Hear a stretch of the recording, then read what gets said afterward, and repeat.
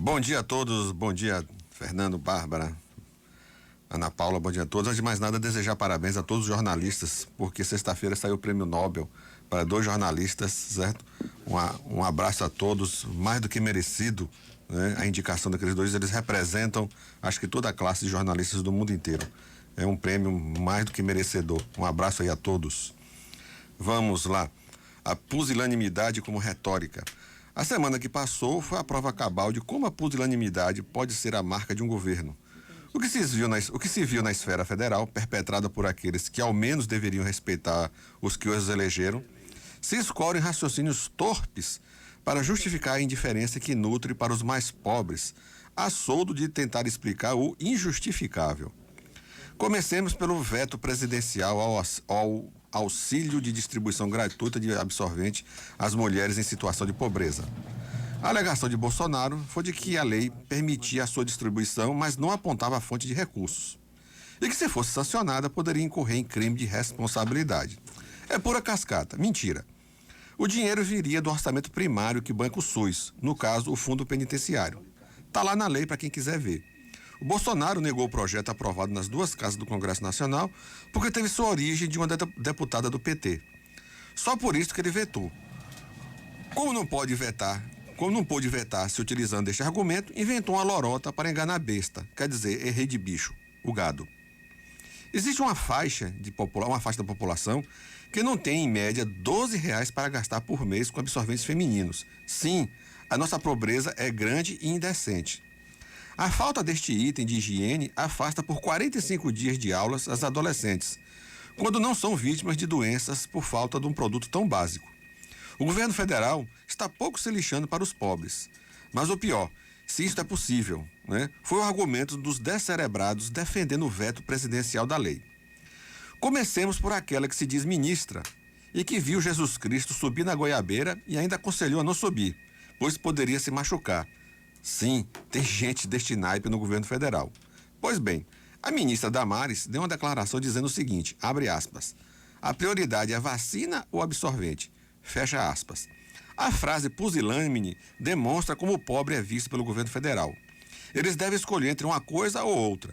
Não lhes é permitido um mínimo de dignidade. E ainda pior, não se pode ter tudo. Para eles, essa gente pobre, não se pode dar a mão que se quer logo o braço. Observe que a distinta é ministra da Mulher, Família e Direitos Humanos.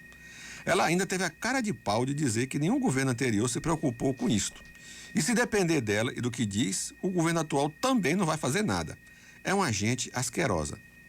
O interessante é que não faltou dinheiro repassado secretamente para a turma do Centrão, que ficou na casa dos bilhões, como toda a imprensa do Brasil noticia. Quando se destina uma ínfima parte dos recursos federais aos mais pobres, se sai com a mentira de que, se aprovada, incorreria em crime de responsabilidade. Lembrando que o presidente do Senado já vaticinou, o veto será facilmente derrubado no Congresso Nacional. Acho que nunca vi tantos vetos às leis serem derrubados no parlamento do que o do Bolsonaro. Outra declaração pusilânime foi do ministro da Saúde, esta sumidade de incompetência que declarou que é contra a obrigatoriedade do uso de máscaras como prevenção à transmissão da Covid. Acreditem que ele usou argumento, uma comparação com o uso do preservativo masculino e a máscara. Inacreditável que o médico diga isto com a maior desfaçatez. É como comparar vatapá com marshmallow. Não sabe o ministro, quando obriga o cidadão a usar uma máscara para evitar a transmissão de um vírus, não se está em questão a liberdade individual, que deve ficar em segundo plano, mas sim está em jogo a saúde coletiva. Se não quer usar a máscara, que vai morar numa caverna. O que não pode é prevalecer o direito individual sobre o direito coletivo. Mas o ministro, que tem demonstrado um amor incomensurável ao cargo que ocupa, busca sempre agradar o seu chefe e que, portanto, vá às favas o mínimo das regras que moldam a civilidade de um povo. Às vezes chego a duvidar se a inteligência é um ingrediente presente nessa gente. Me leva a crer que parece que não. Outra pusilanimidade foi o corte de 92% das verbas para pesquisa científica e de oferta de bolsa de estudos aos cientistas. O Ministério da Fazenda requisitou o Congresso Nacional e cortou este percentual dos cientistas brasileiros. É o maior corte já feito na pesquisa científica no Brasil. O ministro da Ciência e Tecnologia, aquele que parece que vive no mundo da Lua e fez uma viagem ao espaço para plantar um caroço de feijão, disse que ficou tão chateado com o corte que pensou em sair do governo. E eu achava que ele já tinha saído há muito tempo. Mas mudou de ideia.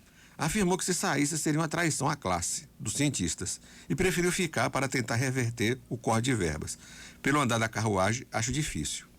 Pois é, caros amigos, são esses os desastres descritos aqui neste texto que reforçam o estado de miserabilidade que se instalou no Planalto, com o pior governo que já passou em nosso país. Vivemos cercados de uma gente asquerosa, preconceituosa, atrasada e brega, liderados por um presidente na mesma toada. E onde, como se diz o jornalista da Folha de São Paulo, Josias de Souza, o grande déficit do presidente da República está no intervalo entre uma orelha e outra. É o que eu tenho a dizer. Bom dia a todos e até quarta-feira. Contraponto.